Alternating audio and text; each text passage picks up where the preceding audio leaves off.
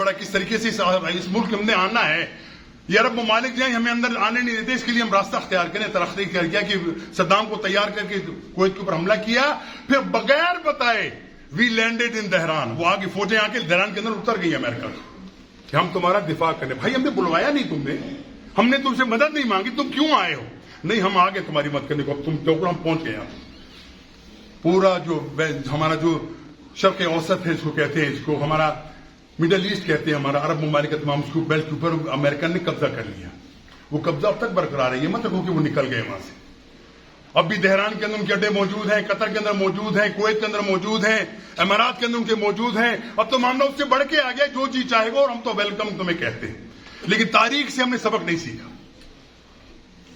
अब तुम्हें कल देखा मैं बड़ा हैरान हुआ, अल्लाह के रसूल की हदीस में ज़िम्नन आपसे बातें करके आपकी बात खत्म कर दूं, वो इंतहाई जरूरी है, सुनना जरूरी है उसके लिए। अल्लाह के रसूल फरमाते हैं जिंदगी के आखिरी दिनों के अंदर अल्लाह के रसूल फरमाते हैं ला यबका दीनान फी जजीरतिल अरब, जजीरतुल अरब के अंदर दो दीन कभी भी इकट्ठे नहीं होंगे, या ना किए जाएं, अमर है ये। और दूसरा अखरुजु यहूद व नसारा मन जजीरतिल अरब, जजीरतुल अरब से यहूद व नसारा को निकाल दो। अगर जजीरे का माने तो अब ये तो अब इस्तेमार ने बनाई ना हमारी हुकूमतें, ये कुवैत है, ये सऊदीया, ये उर्दन है, ये फलाना है, ये इराक है और ये फलाना, ये तमाम पहले सब एक स्टेट था। ये खिलाफत उस्मानिया के अंदर ये तमाम एक हुकूमत थी इन सब की। और जजीरतुल अरब के अंदर इबारत लीजिए, आप शुमाल से अगर चलेंगे उर्दन से लेके आइए, उर्दन शामिल है, उसके अंदर इराक शामिल है, उसके अंदर कुवैत शामिल है, सऊदीया शामिल है, यमन शामिल है, कतर शामिल है, इमारात शामिल है, ओमान शामिल है, ये तमाम जजीरतुल अरब कहलाता है। हुक्म क्या है? निकाल दो यहां से, कोई मुशरिक आज के बाद इस इलाके में ना आए। लेकिन अब क्या होता है कि यहूदी ईसाई अपने उस हुलिये के अंदर जो उनका मारूफ हुलिया है, वही कपड़े जुब्बे पहन के, वही छोटी टोपी पहन के, वो मदीना के अंदर मस्जिद नबी के अंदर घूमते हुए नजर आते हैं कि हम सैर करने आए हैं। हाल इस तक पहुंच चुका उनका। लेकिन इनको मालूम नहीं कि जब तुम्हारे अंदर घुसेंगे तुम्हारा क्या हशर करेंगे। वो तीसरी जो है ना वो क्रूसेड वाली जंग, उसकी तमाम तैयारियां की जा चुकी हैं, जिसको अरबी के अंदर मलहम अल कुबरा कहते हैं। बहुत अजीम जंग जिसके अंदर कत्ल गारत का बाजार गर्म होगा, उसके अंदर तमाम बातिल कुव्वतें मुसलमानों के ऊपर यलगार करके इनका तिया पाचा कर देंगी। कत्ल गारत का ऐसा बाजार गर्म होगा कि अल्लाह के रसूल फरमाते हैं कि एक वक्त ऐसा आएगा कि लाशें बिखरी पड़ी होंगी मुसलमानों की, किसी जानवर को बैठने की जगह नहीं मिलेगी, किसी परिंदे। उसके लिए राह सारी हमार हो चुकी है, सब मामला हो चुका है। चंद मुल्क ऐसे जिसके ऊपर कभी, एक हमारा पाकिस्तान था जो कभी कभी आंखें दिखा देते हम ये कर देंगे वो कर देंगे, उनको भी जेर कर दिया। उनके अंदर भी ऐसे लोग अपने इलाके बिठा दिए जो उनके हुक्म के बगैर कुछ चलते नहीं। हजरात, ये तमाम बातें हमारे दिल से हम दुखते तो कहते हैं, हमें पता नहीं आइंदा क्या होने वाला है, लेकिन हकीकत यही है कि पूरी दुनिया के अंदर यहूदियों का कब्जा हो चुका है इस वक्त। और ये जो हमारे इलेक्शन हो रहे हैं इसके अंदर आप देख लीजिए कि वही चाहते हैं जो हमारा जी चाहेगा वही हम लेके आएंगे। बेशक तुम कहते रहो फलां शख्स बड़ा अच्छा है, फलां बुरा है, हम जिसको चाहेंगे वही आएगा, तुम जो हरबे करने इस्तेमाल कर लो। मैं हैरान होता हूं कि छोटी छोटी बात के ऊपर इतना फितना क्यों बनाया जाता है। वो देखो, मैं वो आपको एक बात मैंने पहले भी आपको सुनाई थी कि किसी मुल्क के अंदर एक बच्चे के ऊपर तनाजा पैदा, शीखार बच्चा था, तनाजा हो गया दो औरतों का, एक कहती है मेरा, दूसरे कहता है मेरे, दूसरी कहती है मेरा ही। अब बड़ा मुश्किल है कि बच्चे कैसे पहले बच्चा किसका है, बड़ा मुश्किल है, छोटा सा बच्चा है 2-3 महीने का।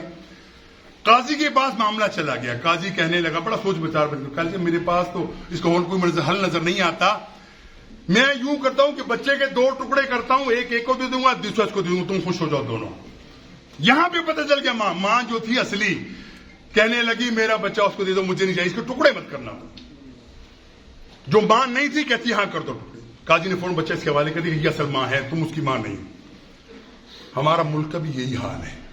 हमारे मुल्क को लूटने वाले, चाहे वो हमारे मुल्क के मुलाजिम हो, हमारी तनख्वाहों पे पलने वाले हों, या हमारी जजेस बैठे हुए हमारे लाखों डॉलर लाखों रुपए लेने वाले अब भी हों, उनको एहसास नहीं होता कि हम अपनी मां के साथ क्या कर रहे हैं। मतलब भी मां है ना हमारी, ये पाकिस्तान हमारी मां है, इसने हमें पाला है, इसने हमारे बच्चों को सहूलत दी है, लेकिन हमने मां के साथ क्या किया, पहले मां के 2 टुकड़े कर दिए, कोई परवाह नहीं की। आज तक उसको अब्दुल रहमान की रिपोर्ट अभी तक नहीं आई कि उसका जिम्मेवार कौन था, क्योंकि बड़े बड़े नाम आते हैं, बड़े बड़े बावर्दी लोग इसमें नंगे होते हैं, सामने बात नहीं आती। और बदकिस्मती से हमारा आज हाल ये हो गया है, अल्लाह ना करे ऐसा खातम बात, मेरे मुंह में खाक, मैं कभी सोचता भी ऐसे नहीं, लेकिन हकायक से मुंह चुराना भी दुरुस्त नहीं है। हकायक क्या है, वो तमाम स्टेट कायम ہو چکا ہے جو اسٹیج سے پہلے بنگلہ دیش کے لیے بنا تھا. وہ قوتیں, وہ ساتویں بیڑا بیرا آ رہا تھا نا آپ کا بنگلہ دیش کے زمانے کے اندر, آپ بھی پہنچتا ہے جی, اب تو بیرا آپ نے پہنچ گئے, اب تو وہ سامنے وہ سری لنکا کے قریب پہنچ گئے, بولتے تھے ہم سب, لیکن نہیں آیا. پاکستان کے 2 ٹکڑے کر کے وہ خوش ہو گئے, چلو معاملہ یہ تو ختم ہو گیا. اور نتیجتاً کیا ہے, جس قوم کو ہم سمجھتے تھے, سورے مغربی پاکستان یہ سمجھتے بیچارے کالے بنگالی مچھلی کھانے والے, ان کا کیا تعلق ہے, ان کو کون حکومت دیتا ہے, ان کو کون عزت دیتا ہے, عزت نہیں دی جاتی تھی. آج وہ تمہارے ملک سے بہت آگے نکل گئے, ان کا ٹکا بھی 3-4 روپے کا ہو گیا تمہارا 1 روپے کے مقابلے میں. یہ اللہ تعالیٰ نے نقد سزا دی ہے ہمیں, لیکن ہم پھر بھی سمجھنے والے نہیں ہیں, ہم پھر بھی سمجھنے کے لیے تیار نہیں ہیں. تو بھائیو کوشش یہ کرو اس سے ملک کی بھلائی کے لیے. ہمیں پتہ ہے کہ اسلام کا طریقہ یہ ہے ہی نہیں, لیکن پاکستان کو بچانے کے لیے لوگوں کے اندر ایک سینس آف پارٹیسپیشن قائم پیدا ہوتا ہے. ہر بندہ سب سے میرا اس کے اندر حق ہے, ظلم سے بچانے کے لیے. دیکھو نا جو ہمارے پاس بیٹھے ہوئے ہیں پارلیمنٹ کے سامنے یا پریس کلب کے اندر, کون لوگ ہیں یہ لوگ؟ کافر ہیں, یہودی ہیں, ہندو ہیں, مسلمان ہیں, بلوچ ہیں وہاں سے آئے ہوئے ہیں, اور وہ یہ کہتے ہیں کہ ہمیں معلوم ہے کہ کون ایجنسیاں کیا کرواتی ہیں, کس کو قتل کرواتی رہی ہے. پنجابی بھی مرتا رہا اس کے اندر, اردو اسپیکنگ میں مرتا رہا, بلوچ پٹھان سب مرتے رہے بلوچستان کے اندر, لیکن کرنے والے ہاتھوں کا ہمیں معلوم ہے. ہم زبان سے کچھ کہہ نہیں سکتے. حضرات یہ تمام حقائق آپ کے سامنے ہیں, دل ہمارا جلتا ہے تو یہ بات کرتے ہیں. ہمیں پاکستان سے محبت ہے, ہمیں اپنی فوج سے محبت ہے. فوج کے اندر میرے بیٹے, میرے بھتیجے, میرے بھانجے, ہمارے رشتے دار, ہمارے دوست کے اندر رہتے ہیں. باہر سے انگریز نہیں آئے, یہاں پہ یورپ امریکن بھی نہیں آئے, وہ مخلص بھی ہیں, لیکن ان کو چلنے نہیں دیا جاتا. چلنے کیوں نہیں جاتا؟ کتنی کوڑیاں لے کے تم نے پاکستان کا سودا کیا, ہمیں یہ بھی پتہ نہیں چلا. بلکہ میں آج سنا تھا کہ IMF نے $60 کروڑ دے دیے. لیتے رہو قرضہ, تمہارے کون سے باپ نے چکانا ہے یہ تو ہمارے اوپر چڑھے گا نا جتنا بھی ہے. پہلے اگر $60 لاکھ بنا ہوا ہے تو $60 لاکھ ارب ڈالر ہے, تو اب بے شک ہے $100 ارب ہو جائے گا, تو تمہیں کیا فرق پڑے؟ تمہیں تو جیب بھر کے تم نے اڑنچی ہو جانا ہے یہاں. یہ بھگتنا تو ہم نے ہے نا, کہ ہمارے ہاں جو بجلی جو ہے وہ 56 روپے تھی اور اب پتہ چلا کہ 60 روپے پہ پہنچ چکے. ہم بھگتنا تو ہم نے ہے نا. IMF نے خون ہمارا نہ چھوڑنا, تمہارا نہیں نہ چھوڑنا. اور یہ یاد رکھو, میں پہلے بھی کہہ چکا ہوں اس بات کو, IMF سب سے بڑی بدماش آرگنائزیشن ہے جو مسلمانوں کو ہمیشہ ذلیل کرنا چاہتی ہے. کبھی IMF نے کبھی یہ مطالبہ پاکستان گورنمنٹ سے نہیں کیا کہ یار کہ تم جو اربوں ڈالر لوٹاتے ہو, تمہاری بیوروکریسی لے جاتی ہے, فوج لے جاتی ہے, عدلیہ لے جاتی ہے, ان کو روکو, ان کو بریک لگاؤ کہ خبردار ان کو صرف اتنا دو جتنا ایک 22واں گریڈ آدمی لیتا ہے. نہیں, ان کی تو 20 لاکھ روپے 20 لاکھ تنخواہ ہے. ایک بندہ لا کے بٹھا دیا, اس کو 60 لاکھ روپے تنخواہ دے رہے ہیں یہ لوگ. کبھی پابندی نہیں لگائی. ان کو پیٹرول دیا جائے, گیس دیا جائے, ٹکٹیں دی جائیں, ہر چیز دی جاتی ہے, اس پہ پابندی نہیں ہے. پابندی مجھ پہ ہے کہ بھائی دیکھو پیٹرول لینا ہے تو تمہاری مرضی 300 روپے کا پیٹرول ملے گا. گیس لینی ہے دیں گے, 400% بڑھا کے تمہیں گیس دیں گے. بلکہ کل ایک صاحب میرے پاس آئے, کراچی کمپنی میں ان کی مسجد ہے, کہنے لگے ہماری مسجد کا بل آیا گیس کا 2,50,000 روپے ایک مہینے کا. کون دے گا, کیسے دے گا؟ عام شریف آدمی جس کی 60-70 ہزار یا 1 لاکھ روپے تنخواہ ہے وہ کیسے پورا کرے گا؟ یہ اکساتے ہیں کہ چلو نکالو, پیسہ نکالو, نہیں تو کرپشن کرو, جتنی کرتی ہے کر سکو, تمہیں آزادی. حضرات یہ ہمارے ملک کے حالات ہیں.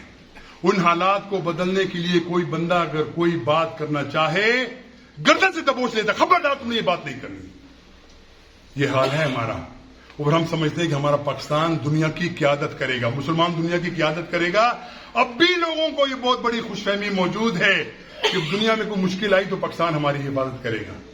کون سا پاکستان حفاظت کرے گا؟ کون سے کرے گا؟ وہ کس کے حکم پہ چلنے والا یہ پاکستان تمہاری حفاظت کرے؟ کوئی حفاظت نہیں کرتا, اپنی حفاظت خود ہی کرنا پڑے گی. میں ہمیشہ کہا کہ آخری بات کروں, میں بات ختم کرتا ہوں. حضرات یہ حقیقت ہے کہ اللہ اپنے گھروں کی حفاظت خود کرتا ہے, چاہے مکہ ہو یا چاہے مدینہ ہو. یقین اللہ تعالیٰ حفاظت کرے گا. اور انہوں نے کہا تھا ایک مرتبہ امریکن نے, اگر مسلمانوں کو سبق سکھانا ہے حرم کعبہ کے اندر بمباری کر دو تاکہ ان کو پتہ چل جائے تمہارا مرکز ہم نے ختم کر دیا.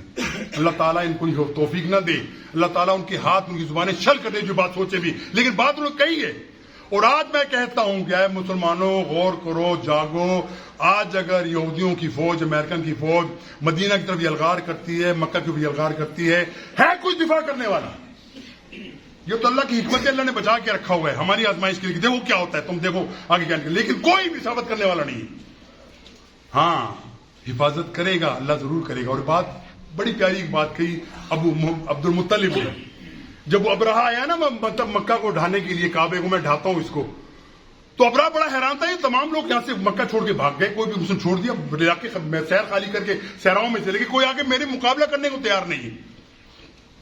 اس کے دل میں تمنا کوئی میرے سامنے آئے، بات کرے، ہم کوئی بات کریں، شیڈول کریں، کوئی ٹاک کر کے ہم کوئی حل نکالے اس کا، میں تو اٹھا دوں گا، لیکن کوئی مجھ سے بات تو کرے، بات بھی کوئی کرتا نہیں۔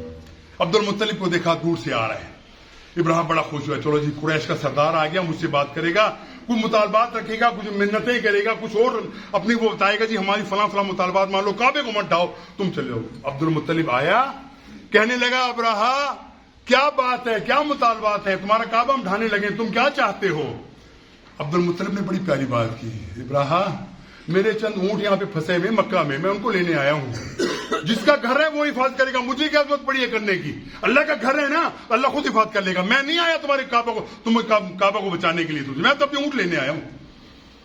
اللہ تعالیٰ اپنے گھر کی حفاظت خود کرے گا، اس میں کوئی شک نہیں ہے، لیکن ہم نے کیا کیا ہے، ہم نے تختی میں پلیٹ میں رکھ کے دے دیا کہ یہ لوگ جس پہ حملہ کرنا ہے کر لو، اور ہمارا معاملہ اس سے بہت مختلف اس لیے ہے کہ ہم مانگنے والے ہیں، ہم بھکاری ہیں، اوپر سے نیچے نیچے تک ہاتھ باندھ کے کھڑے ہوتے ہیں امریکن کے سامنے، یوں کر کے کھڑے ہوتے ہیں، جو آقا جو حکم ہم ماننے کو تیار ہے۔ لیکن عربوں کا معاملہ سے مختلف ہے، تو وہ لوگ یرغمال ہیں، ان کا مال یہودیوں کے پاس پڑا ہے، اربوں کے ڈالر کے حساب سے لاکھوں ہزاروں اربوں کے ڈالر کو پڑا ہو گیا، وہ تمام یرغمالی ہیں کہ تم حرکت کی، تمہارے پیسے ہم سلب کر لیں گے۔ امت مسلمہ کا یہ تو حال ہے، پھر ہم سوچتے ہیں کہ ہم قوم بن کے آگے آئیں گے۔ اللہ تعالیٰ سے دعا ہے کہ اللہ ہمیں برے انجام سے بچائے، ہمارے اعمال ایسے ہیں کہ اللہ کا عذاب کا عدل تھوڑا برسنا چاہیے ہم پہ۔ ابھی تک اجتماعی طور پہ کیوں نہیں برسا؟ فلسطین میں جو ہو رہا ہوتا ہے، کوئی مسئلہ تو بلا نیا شروع ہو گیا، نیا قصہ، انہوں نے یمن پہ بھی حملہ کر دیا امریکن نے، اور یقیناً یہ جنگ پھیلے گی، یہ جنگ رکنے والی نہیں ہے، یہ ملحمہ الکبریٰ ہے، یہ کروسیڈ ہے جو اعلان کیا ہوا ہے، جس کے لیے پیشن گوئی اللہ کے رسول نے بھی دی ہے کہ وہ جنگ ضرور ہوگی، آرمیگڈون جس کو بولتے ہیں، وہ یقیناً آ کے رہے گی، اس کے اندر مسلمان نہ سنبھلے ان کا حال وہ ہوگا، دنیا کے اندر آج تاریخ میں کسی نے ساری اتنی ظلم و بربریت نہیں دیکھی جتنی مسلمانوں سے ہونے والی ہے۔ حسبنا اللہ و نعم الوکیل، حسبنا اللہ و نعم الوکیل، وآخر دعوانا الحمدللہ رب العالمین۔